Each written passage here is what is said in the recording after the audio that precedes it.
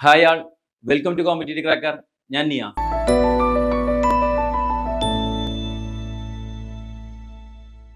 അപ്പൊ നമ്മളുടെ 2026 ഡ്രൈവർ എക്സാമുകൾ തുടങ്ങുകയായി അല്ലേ. നമുക്കറിയാം എല്ലാ വർഷവും അധികം ഡ്രൈവർ എക്സാമുകൾ നടക്കാറുണ്ട്.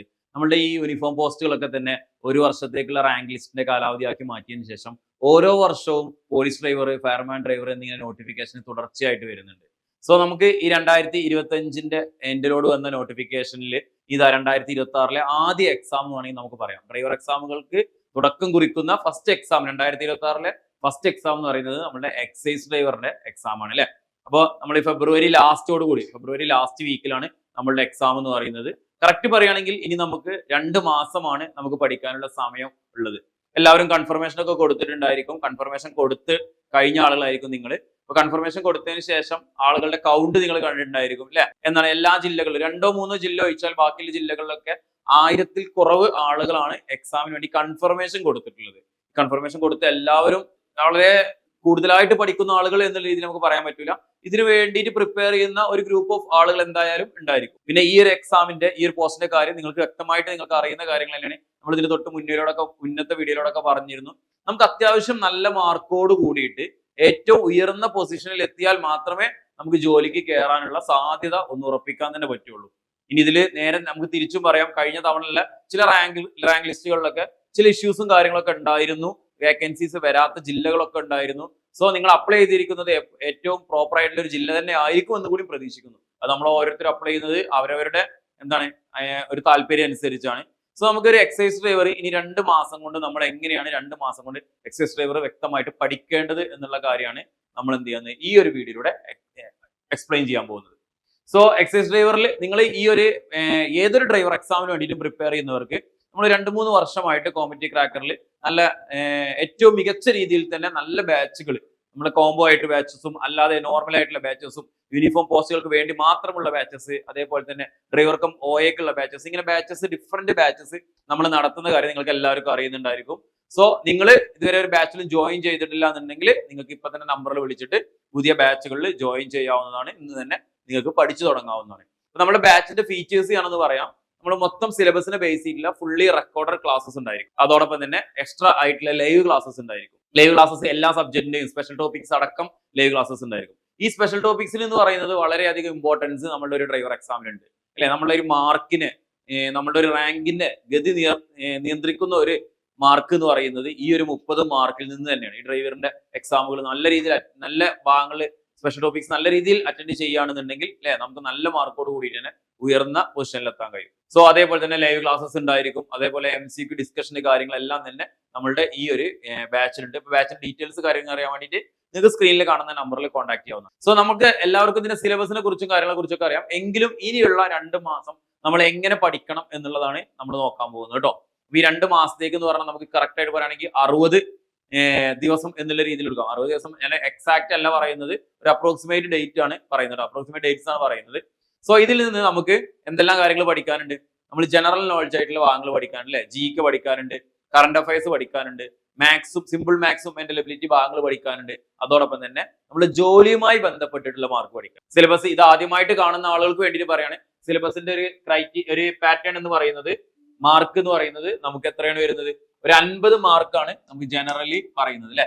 50 മാർക്ക് ജനറൽ ഉണ്ട്. അതോടൊപ്പം തന്നെ ഒരു 50 മാർക്ക് നമ്മളുടെ ഡ്രൈവിംഗ് റിലേറ്റഡ് ആയിട്ടുള്ള കാര്യങ്ങൾക്കും അതേപോലെ ജോബ് റിലേറ്റഡ് ആയിട്ടുള്ള കാര്യങ്ങൾക്കും. അതായത് ഈ 50-നെ നമുക്ക് എന്ത് ചെയ്യാൻ പറ്റും? ഒരു 20-ഉം അതേപോലെ തന്നെ ഒരു 30-ഉം ആക്കിയിട്ട് തരംതിരിക്കാൻ പറ്റും. 20 മാർക്ക് എന്ന് പറയുന്നത് ഇപ്പൊ നമ്മൾ എക്സൈസ് എക്സാം എഴുതുകയാണെങ്കിൽ, എക്സൈസ് ഡ്രൈവർ എക്സാം എഴുതുകയാണെങ്കിൽ എക്സൈസിൽ നിന്ന് ഒരു 20 മാർക്കും അതോടൊപ്പം തന്നെ 30 മാർക്ക് ഡ്രൈവിംഗിൽ നിന്നുമാണ്. ഈ 30 മാർക്ക് എപ്പോഴും കോമൺ ആണ്. നിങ്ങൾ ഒരു ഡ്രൈവർ എക്സാമിന് വേണ്ടി പ്രിപ്പയർ ചെയ്യുന്ന ആളുകൾക്ക് ഏത് സമയത്തും ഈ 30 മാർക്ക് എന്ന് പറയുന്നത് ഇപ്പൊ റീസെന്റ് ഒരു 2-3 വർഷമായിട്ട്, ഇനി ഒരു വർഷത്തേക്ക് എന്തായാലും മാറാനൊന്നും സാധ്യത കാണുന്നില്ല. അപ്പൊ ഈ ഒരു 1-2 വർഷത്തേക്ക് ഇനി ഇതേ ഡ്രൈവിംഗ് എക്സാമിൽ, എല്ലാ ഡ്രൈവിംഗ് എക്സാമിലും ഈ 30 മാർക്ക് എന്ന് പറഞ്ഞാൽ കോമൺ തന്നെ ആയിരിക്കും. നമുക്ക് കറണ്ട് അഫയേഴ്സും കാര്യങ്ങളൊക്കെ നമുക്ക് ക്വസ്റ്റ്യൻസ് വരുന്ന സമയത്ത് മാറാം. പക്ഷെ ഈ 30 മാർക്കിന്റെ കാര്യങ്ങൾ അധികം മാറാനുള്ള സാധ്യത വളരെ കുറവാണ്. കാരണം അതൊരു ലിമിറ്റഡ് ടോപ്പിക്സ് ആണ്. ആ ലിമിറ്റഡ് ടോപ്പിക്സ് മാത്രമായിട്ടായിരിക്കും ക്വസ്റ്റ്യൻസ് വരിക. നമ്മൾ ആ കൺസെപ്റ്റും കാര്യങ്ങളൊക്കെ കറക്റ്റ് മനസ്സിലാക്കി പഠിക്കുകയാണെന്നുണ്ടെങ്കിൽ നമുക്ക് എന്ത് ചെയ്യാൻ പറ്റും? ആ ഒരു എക്സാം നല്ല രീതിയിൽ പ്രിപ്പയർ ചെയ്യാൻ പറ്റും. സോ നമുക്ക് ഫസ്റ്റ് എന്ന് പറയുന്നത് പൊതുവിജ്ഞാനവുമായി ബന്ധപ്പെട്ട് ഏകദേശം ഒരു 30 മാർക്കിന്റെ ഒരു പാർട്ടാണ് നമുക്ക് എന്തുള്ളത് ഫസ്റ്റ് ഈ ഒരു ഭാഗത്തുള്ളത് അല്ലെ. 30 മാർക്കോളം വരുന്ന ഒരു ഭാഗമാണ് ഫസ്റ്റ് സിലബസിലുള്ളത്. ദെൻ പിന്നീട് വരുന്ന ഒരു 10 മാർക്ക് എന്ന് പറയുന്നത് അനുകാലിക വിഷയങ്ങൾ എന്ന് പറഞ്ഞിട്ട് അല്ലെ. ഏത് അനുകാലിക വിഷയങ്ങൾ എന്ന് പറഞ്ഞാൽ എന്താ, നമ്മളുടെ കറന്റ് അഫയേഴ്സുമായി ബന്ധപ്പെട്ട കാര്യങ്ങളാണ് എന്ത് വരുന്നത്, ഒരു 10 മാർക്കിന് നമുക്ക് വരുന്നത്. പിന്നെ 10 മാർക്ക് നമുക്ക് മാത്സും മെന്റൽ എബിലിറ്റിയും, അതായത് നമ്മുടെ ഒരു സിമ്പിൾ മാത്സും അതേപോലെ തന്നെ മെന്റൽ എബിലിറ്റി 5ഉം 5ഉം ആയിട്ടാണ് ഉള്ളത്. ഇതൊക്കെ നമുക്ക് കൃത്യമായിട്ട് ടോപ്പിക് തന്നിട്ടുണ്ട് PSC. സോ ടോപ്പിക്സ് തന്നെ നോക്കിയിട്ട് നമുക്ക് എന്ത് ചെയ്യാൻ പറ്റും, കറക്റ്റ് ആയിട്ട് പഠിക്കാൻ പറ്റും. ഇതാണ് നമ്മളുടെ ഏറ്റവും കൂടുതൽ ഇമ്പോർട്ടൻസ് ആയിട്ട് ഏറ്റവും കൂടുതൽ മാർക്ക് വരുന്ന ഒരു ഭാഗം. ഒരു 20 മാർക്കും ഒരു 30 മാർക്കും. 20 മാർക്ക് എന്താ, സ്പെഷ്യൽ ടോപ്പിക്സ്. ഇത് ഏതൊരു ഡ്രൈവർ എക്സാമിന്റെയും 20 മാർക്കിൽ സ്പെഷ്യൽ ടോപ്പിക്സ് ഉണ്ടാവും. അത് പോലീസ് ആണെങ്കിൽ പോലീസുമായി ബന്ധപ്പെട്ട കാര്യങ്ങൾ അല്ലെ. ഏതൊക്കെയാണ് പോലീസുമായി ബന്ധപ്പെട്ട കാര്യങ്ങൾ, IT ആക്ട്, BNS ഇങ്ങനത്തെ സംഭവങ്ങളൊക്കെയാണ് വരുന്നത് അല്ലെ, പോലീസിന്റെ കാര്യങ്ങൾ. ഈ എക്സൈസ് വരുന്ന സമയത്ത് അബ്കാരി ആക്ട് അങ്ങനെയുള്ള ഒരു ഇതിലായിട്ട് നമുക്ക് സിലബസ് കൃത്യമായിട്ട് തന്നെ തന്നിട്ടുണ്ട്. ദെൻ പിന്നെ ഫയർമാൻ വരുന്ന സമയത്ത് ഫയർ, ഫസ്റ്റ് എയ്ഡ് അതുമായി ബന്ധപ്പെട്ട് വന്നു. സോ ഇതെന്ന് പറഞ്ഞാൽ നമുക്ക് ജോലിക്ക് അനുസരിച്ച് നമുക്ക് മാറ്റിയിട്ട് നമ്മൾ ഓരോ എക്സാമുകളിൽ പോകുന്ന സമയത്തും ഡ്രൈവർ എക്സാമുകൾക്ക് കണ്ടിന്യൂസ്ലി പ്രിപ്പയർ ചെയ്യുന്ന ആളുകളെ സംബന്ധിച്ചിടത്തോളം ഓരോ എക്സാമുകൾക്കും മാറ്റി മാറ്റി പഠിക്കാം. അടുത്ത് വരുന്ന 30 മാർക്കാണ് ഏറ്റവും ടോപ്പ് മാർക്ക് എന്നുള്ള രീതിയിൽ നമുക്ക് പറയാൻ പറ്റുന്നത്. എന്താണ്, നമ്മളെ ഡ്രൈവിംഗ് റിലേറ്റഡ് ആയിട്ടുള്ള കാര്യങ്ങളാണ്. ഡ്രൈവിംഗ് റിലേറ്റഡ് ആയിട്ടുള്ള കാര്യങ്ങൾ എന്ന് പറഞ്ഞാൽ നമുക്ക് കുറച്ചധികം ക്വസ്റ്റ്യൻ പേപ്പേഴ്സ് ഇപ്പൊ നമ്മുടെ മുന്നിലുണ്ട്. നമ്മൾ ഇതിന് മുന്നേ നടന്ന എക്സാമുകളൊക്കെ. അപ്പൊ അതിലൊക്കെ നോക്കി കഴിഞ്ഞാൽ ഒരു കൃത്യമായിട്ടുള്ള ഒരു പാറ്റേൺ എന്ത് ചെയ്യുന്നുണ്ട്, ഓരോ ക്വസ്റ്റ്യൻ പേപ്പറിലും ഫോളോ ചെയ്യുന്നുണ്ട്. 1-2 ക്വസ്റ്റ്യൻസ് റാങ്ക് മേക്കിങ്ങിന് വേണ്ടിയിട്ട് കുറച്ച് നല്ല രീതിയിൽ തരുന്നത് ഒഴിച്ചാൽ, അല്ലെ കുറച്ച് ചിന്തിക്കാവുന്ന രീതിയിൽ തരുന്നത് ഒഴിച്ചാൽ ബാക്കി ഏകദേശം ഒരു നമ്മുടെ ഈ 30 മാർക്കിൽ ഒരു 25 ക്വസ്റ്റ്യൻസും നമുക്ക് ഒരു ഫോളോ ചെയ്യുന്നത് എന്ന് പറഞ്ഞാൽ ഒരു മെത്തേഡ് തന്നെയാണ്, അല്ലെങ്കിൽ ഒരു പാറ്റേൺ തന്നെയാണ് ഫോളോ ചെയ്യുന്നത്. സോ ആ പാറ്റേൺ മനസ്സിലാക്കി കഴിഞ്ഞാൽ ഇതിൽ നിന്ന് 30-ൽ 25-ന് മുകളിൽ നമുക്ക് എന്തായാലും മാർക്ക് മേടിക്കാൻ കഴിയും. ബാക്കി ഒരു 5 മാർക്ക് നമ്മൾ കുറച്ചധികം ഡീപ്പായിട്ട് പഠിക്കുകയാണെന്നുണ്ടെങ്കിൽ മേടിക്കാൻ പറ്റുന്നത് തന്നെയാണ്. പക്ഷെ ചില എക്സാമുകളിൽ 30-ൽ 30ഉം മേടിക്കാൻ പറ്റുന്ന ക്വസ്റ്റ്യൻസ് തന്നെ വന്നിട്ടുണ്ട്. സോ എന്ത് ചെയ്യാം, നമ്മൾ ഈ ഡ്രൈവർ എക്സാമുകൾക്ക് വേണ്ടിയിട്ട് ഈ ഡ്രൈവിംഗിന്റെ ടോപ്പിക്സ് നിങ്ങൾ പഠിക്കുന്ന സമയത്ത് കൺസെപ്റ്റും കാര്യങ്ങളും മനസ്സിലാക്കി പഠിക്കുക. ഈ ഒരു എക്സാം നമ്മൾ പ്രിപ്പയർ ചെയ്യുമ്പോൾ തന്നെ ഇനി വരാനിരിക്കുന്ന അടുത്തൊരു എക്സാം, ഇപ്പൊ ഈ അടുത്ത നമ്മുടെ യൂണിഫോം പോസ്റ്റ് വിളിച്ചു കഴിഞ്ഞു, ഫയർമാൻ വിളിച്ചു കഴിഞ്ഞു അല്ലെ, നോട്ടിഫിക്കേഷൻ വന്നു, ഇപ്പൊ അപ്ലൈ ചെയ്യാനുള്ള ടൈമാണ്.